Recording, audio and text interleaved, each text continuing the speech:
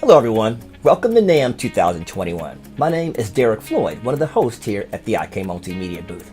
We're super excited because we've got a Grammy-award-winning producer who's going to talk to you about using Syntronic and SampleTank with an R&B production style. But before we do that, let me tell you a little bit about him. He's worked with people like Beyoncé, Ariana Grande, Babyface, just to name a few. So thanks for stopping by the room, sit back and enjoy, and let's talk to Tony Dixon. Tony, you there, my friend? I am. How you doing, Derek? Man, good to see you, brother. What's been going on? Same to you. Same to you, man. You know, just still working through this crazy times, but it's working out. So. And NAMM 2021, who knew it'd be like this, right? I know. We'll work it out, though. You know. It just came from nowhere, but we made it work, didn't we? Yes, sir. Yes, sir. Well, I'm so glad that you stopped by the IK Multimedia booth to help us talk a little bit about Syntronic and SampleTank. You've been an IK user for so many years. We just appreciate you making some time out of your busy schedule. Absolutely. I love the products, man. So let's just go ahead and dive right into the interview. So Antonio, man, you've been in the game for a long time. You know, what was one of the things that started you off in the production? Like, were you always a music guy, or did you find, was there somebody that you saw that made you go, I want to be a producer? How did it get started? You know, I fell in love with music. I thought music was a really, really cool hobby. I used to play in church when I was younger. I played the drums in church, and then it kind of led me going to the keys. But I was always enamored when I would be in church, just watching the musicians. And even when I sang in the choir, like there was a while I sang in the choir, but I would sit and I was always enamored by watching the musicians and watching how they moved, and it just got me excited about it. I always said I wanted to create that kind of music and create music that people could feel, you know. And then fast forward, I just got into doing music. I was led to people like Teddy Riley and Babyface. And yeah, it was just a lot of, you know, it's of course a longer story, but for the most part, it was just my love of music just started from being in the church. Wow. And as you met those producers along the way, because you met a lot of those producers that you were idolizing there, how did that change your way you produce? Because you were around the people that you were watching so long. Yeah. I mean, you learn from the best. There's nothing like being able to learn from the best and then just applying it to your own workflow. And so, yeah, having access to people like that, it's just like having a master class every day, you know. And so it made me more prepared for when it was time for me to take the helm at producing records on my own. Let's kind of talk about what we know, what you've done, which has been amazing. You have been a multi-Grammy award winner, you know, with Beyonce, Ariana Grande, Babyface, Tony Braxton, you name it, all been in there. How do you stay fresh and relevant to what you're doing in this day and age? How do you keep it going? I mean, I always try to stay a student, man. I love what I do. And so I always try to keep up with the trends of what the sound changes and, you know, how sounds changes and how music evolves, but then also try to make sure I add the things that I love historically with the music that I grew up on. So, and then I also try to keep a lot of young, fresh producers and songwriters around me that give you a different perspective, you know, and they make things exciting. And so it's like, I never want to stop being a student of music, man. And I think that's what the biggest thing that keeps me, you know, relevant and, you know, being able to stay up with the trends and stuff. So. Man, that's awesome. Yeah. You know, with so much to do and how you create, you've been creating for so many years. Are there specific tools that you gravitate to that help you stay creative in the process? Well, yeah. I mean, of course, like I said, SampleTank I use a lot. Centronic I use a lot. I'm a Logic user, so I work mostly in Logic. I've started working a little bit in Ableton and a couple of other DAWs, but Logic is my main go-to. But with regards to a lot of the sounds, it's definitely I use Syntronic. That's been my go-to a lot over this last year, especially. It's been, I love the new sounds. I love the libraries that have been added. I love the fact that I can pull up some, you know, like an old memory moog or like, you know, the emulations of some old synths and stuff like that. And then kind of tweak them using the plugs using a lot of the inserts that I love. A lot of the compressors and reverbs and everything, and just kind of being able to customize it. It's just, there's nothing like it, man. It's really dope. Oh man, so that brings you to the next question. You've been using Syntronic and SampleTank for years, right? Like Yeah. for a long time. What do you think? Well, you said a couple things. What kind of stand out about it to you as far as the sound and stuff like that? Yeah, the sounds are really good. a lot of other emulations, their sampling process isn't always legit, and you can tell the difference when you play with the actual hardware versus the software. Well, with these new plugins, there's no difference. Like, it's really that good. And I'm a hybrid user anyway, so I like to use the hardware and I like to use software.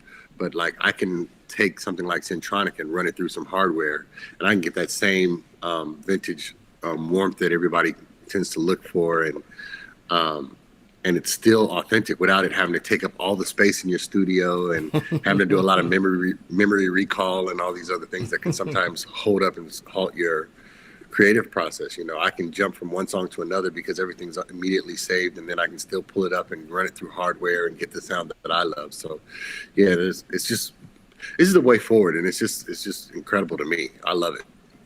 So Syntronik and SampleTank have changed your workflow because you're able to dive in and create these old-fashioned synths that sound amazing, the vintage ones, layer them with hardware synths in real life, put them through effects, and just really save up your own custom sounds. This saved your work more completely. Yeah, absolutely.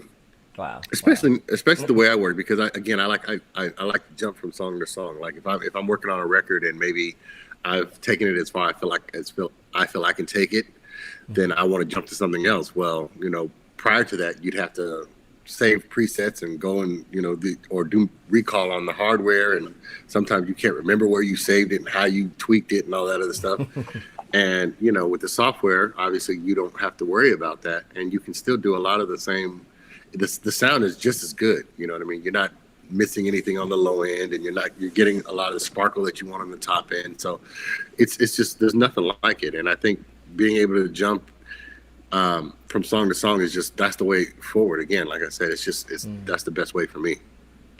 Now, out of the 22 synths and the 44 different synthesizers that are modeled inside this amazing beast, what's your favorite vintage synth that you have to play with all the time? What's your favorite? I probably got to go with the Memory Moog. That's become my new one. And I'm always jumping to the Mini Mod, the Memory V. The Memory V is a big one for me. I love the J8 and the J60, which is, kind of like the Juno. I love using the Blau is really dope.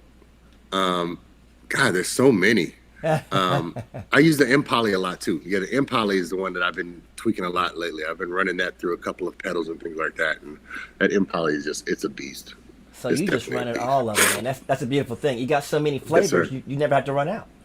Yeah, exactly. I do a lot of different genres of music, and I'm all about experimentation. So that's definitely my way of working. Well, you mentioned that you do use hardware synthesizers and software synthesizers. You kind of use them together. What's the advantage if you just had software synths? Is there an advantage to being able to use that in the computer? Yeah, it's definitely about recall. Memory recall is the best thing about the software. You don't have to worry about remembering a patch, or when you've created a patch, it being saved and having to try to figure out how to pull it up again.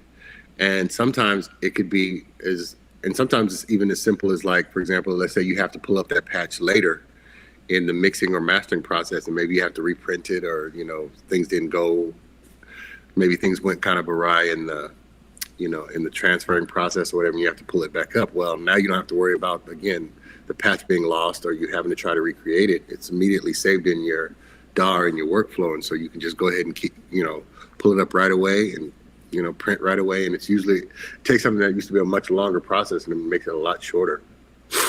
I love that. And that's another great thing about the IK Multimedia software, that you can have that total recall. You can save those presets, and you can get to them fast. Speed in workflow, people don't realize, is a big thing. If I have to take 4 or 5 steps to get there, I've lost the idea, right? Absolutely. You want to make sure you want to go as quick as possible to what's in your head to being able to get and print it out and get it out. Get those ideas out. And if there's anything that's kind of stuck in between that process, it can completely ruin the creative flow for you. Yeah. So yeah, that's definitely important. Now, how about all the effects that we added into Centronic? Because we put some of our best effects from our other products, from T-Rax and Amplitude, built inside of Centronic. How'd that help out expand your creativity? Oh, it definitely helps. like I said, like being able to have your compressors and reverbs there, and not having to pull up external plugins, so you don't have to run and overkill your your CPU usage and things like that. And the emulations are great. Being able to pull up again, my reverbs and pull up the compressors that I need, and sometimes it could be it could be a flanger, a phaser. There's distortions are in there.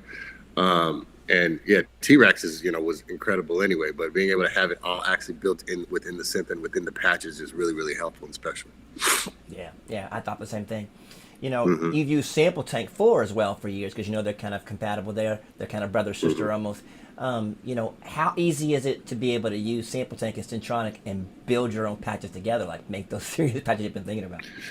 Yeah, it's very simple. It's actually again, another part of the creative process, to be able to layer something from Centronic and then maybe pull up a piano patch from SampleTank, but it all be right there in front of you, and not having to, again, to bounce around, and you just are able to create your own sounds. And that's where the uniqueness gets to kick in. You don't have to just pull up the basic patches that everybody has access to. Now you can make and customize your own. And again, you can save it and you can start to build your own library up. I think it's just, again, that's just incredible. To be able to do something like that with hardware I won't say it's impossible, but it would be very, very difficult to recreate. Yeah.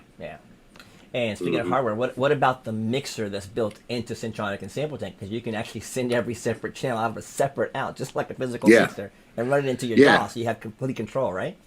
Exactly. That's special, and it reduces, again, how much CPU you burn out and usage that you have in your computer. So not everybody has access to a fully blown out computer with a lot of RAM and memory and things like that. And to be able to just go ahead and, like you said, send all the individual instruments out to their own outputs and be able to route them and print them separately, but it all be within SampleTank is just, again, it's just, that's the way it should be. Right. And last but not least, of course, how does the synth engine in SampleTank 4 kind of get the sound you're looking for, like the oscillators, the LFOs? You're able to tweak that engine and really get your sound to come alive in the space, right? Absolutely. Again, I keep bringing this up, but it's very true to my process. Being able to customize your own workflow and being able to customize your own patches is essential in being able to create your own sound and figuring out your own identity, and being able to like you said, to be able to pull up the LFOs and oscillators and things like that, and not only that, but you can automate them. Being able to automate them while you're working in your DAW is, again, I think that's just the way forward. And I just think that with SampleTank has just always been ahead of the curve when it comes to that. And I think it's just an amazing product. And I think for anybody that's trying to create their own sound, and anybody that wants some legitimate sounds and wants some things that are used on a professional level, SampleTank and Centronic are the way to go, because it's just the sounds are just special, and they're ever expanding. So once you get on, there's always like now they just came out with Centronic Deluxe. You're getting a lot more sense that you're able to pull up, and then you're able to run those through different patches and run them through Amplitude and all kinds of different things. It's just like the world is at your disposal when it comes to the creative space. I love it. And you've been known for the R&B production, but you've got many other genres under the belt, and SampleTank and Centronic help you cover all of it. Like, you don't need another synth in that space with all the sounds, and then you really do get it done. Absolutely. Yeah. I mean, I've done stuff from Celine Dion to even Aretha Franklin and Ariana Grande and Justin Timberlake and Justin Bieber and all these other people. But, wow. Been able to work with them, you have to sometimes do what the genre dictates, and you have to be able to find what the genre dictates. And it's very refreshing to know that you don't have to just continue searching all over the place to try to find patches that you need, depending on what the song dictates. It's all right there. And it's ever increasing and it's ever expanding. So it's a one-stop shop. Nice. So, man, with everything you've done and working with Centronic and SampleTank, and you've shown producers how to get this thing done for many years, what would be the one thing you could tell everybody out there, that a young producer, the young Tony Dixons out there that want to get started, what would you say to them to get them started on the way to being a producer like you? Make sure your talent matches up. First off, make sure that you're ready for what it requires. But then after that, make sure that your relationships stay strong. Artists want not only a great song, but they want a great experience. So you want to make sure that the relationships stay, your relationships are good with people. If you say you're going to do something, stick to your word. Keep great relationships again, because again, people want great experiences. So they'll call you again because they're going to remember the experience. They're going to remember the hit song if you're able to land one, which is great. But they're also going to remember the experience. So even if you don't land that hit song the first time you're working with an artist, the experience is what you want to make memorable so that they want to come back. And when they come back, hopefully the next time you can nail that hit song. And you want to just kind of build relationships that way. So relationships are everything in this industry. So make sure that your integrity match up with your talent and your character. So good. Because you didn't talk about make a bunch of beats. You didn't say you got to go get this thing or that thing. You said make sure your integrity is right. Make sure your relationship is good. Make the experience what it's supposed to be. That's real talk, man. That's what you don't hear in the business. So we needed to hear that. Thanks, man. Yeah, the talent will take care of itself. If you're talented, the talent will take care of itself.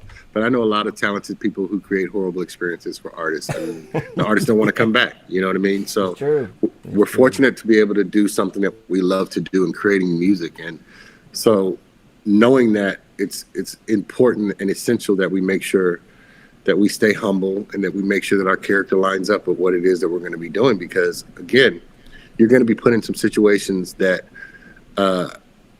it's really important that you create great music and that you create these great experiences, and you're going to be put in some situations that you need to make sure that your character lines up with it. So just doing that over and over and over again, day in and day out.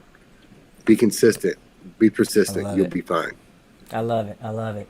Well, we appreciate you once again for stopping by, man. We always appreciate what you do for us here at IK Multimedia. And for everybody out there at NAMM 2021, we hope you've enjoyed this segment with Antonio Dixon.